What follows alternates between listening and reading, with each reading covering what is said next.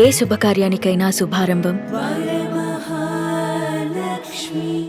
So Venu Swamy గారు గత కొన్ని సంవత్సరాల నుంచి ఆల్మోస్ట్ ఒక 10 ఏళ్ళు అనుకోండి, మీరంటే ఏంటో అందరికీ తెలుసు. బట్ 10 ఏళ్ల ముందు వాట్ ఈజ్ వేణుస్వామి అంటే ఏంటి, ఏం చెప్తారు? మాకు తెలియని వేణుస్వామిని ఒకసారి నాకు తెలుసుకోవాలంది. సో ఫస్ట్ భారతదేశంలో సెల్ ఫోన్ పెట్టినటువంటి మొట్టమొదటి వ్యక్తిగా 1997లో జూన్ 6వ తేదీ నాడు వార్తా పేపర్లో నా గురించి ఒక ఆర్టికల్ వచ్చింది. ఫస్ట్ బ్రాహ్మిన్ ఇండియాలో సెల్ ఫోన్ పెట్టినటువంటి వ్యక్తిగా. ఆ రోజు ఇన్కమింగ్ ₹8.40 నిమిషానికి. ఆ రోజు నేను సెల్ ఫోన్ పెట్టిన. సో చాలామందికి నా గురించి తెలియదు. సో సినిమా ఇండస్ట్రీలో నేను ఎప్పటి నుండో ఉన్నా.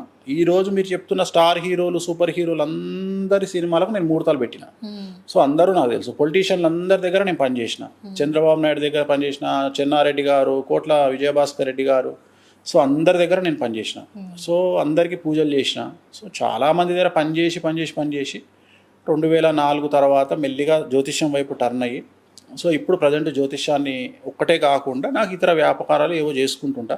సో మొత్తం మీద జ్యోతిష్యం అనేది నా కొద్దిగా మనం సమాజంలో పేరు తీసుకురావాలనే ఉద్దేశంతో కష్టపడి రిస్క్ తీసుకొని ప్రతిరోజు ఎవరితో ఒకరితో దొబ్బులు తింటూ, ఎవరినో ఒకరితోని కాంట్రవర్సీలు ఫేస్ చేస్తూ, కారణం లేకున్నా ఆంధ్రప్రదేశ్ రాజకీయాల్లో ఏం చేంజ్ వచ్చినా, తెలుగు సినిమా ఇండస్ట్రీలో ఏ సమస్యలు వచ్చినా వేణుస్వామిని అడ్డం పెట్టి పైకి లేపంగానే వేణుస్వామి సబ్జెక్టులకు వస్తాడు, ఆ సమస్య పక్కకి వెళ్ళిపోతుంది.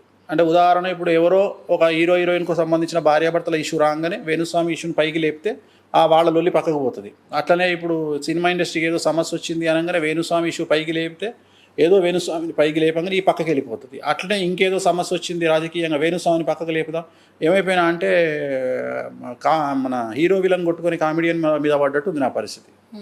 సో అట్లా. సో ఓకే, జాతకం will decide, time will decide, ఎవరు ఏంది అనేది టైం విల్ డిసైడ్. సో మనం చెప్పిన ప్రిడిక్షన్స్ జరిగినప్పుడు సమాజంలో ఆటోమేటిక్గా చేంజెస్ వస్తాయి. ఎన్ని విమర్శలైనా కొట్టుకుపోతాయి. సో సహజం అది. ఇప్పుడు అల్లు అర్జున్ ఎంత విమర్శించినా, ఇవాళ అల్లు అర్జున్ పుష్ప 2కు 2000 కోట్లు కలెక్షన్ తీసుకుంది. సో చాలామంది సినిమాకు ముందు విమర్శించినారు, నన్ను కూడా విమర్శించారు. అల్లు అర్జున్ హీరో, మంచి హీరో ఉంది, రాజయోగం ఉంది అంటే ఇదా రాజయోగం అని చెప్పి నన్ను విమర్శిస్తూ పోస్టులు పెట్టారు. ఇవాళ అల్లు అర్జున్ తోపు అని చెప్పి జనాలకు అర్థమైంది.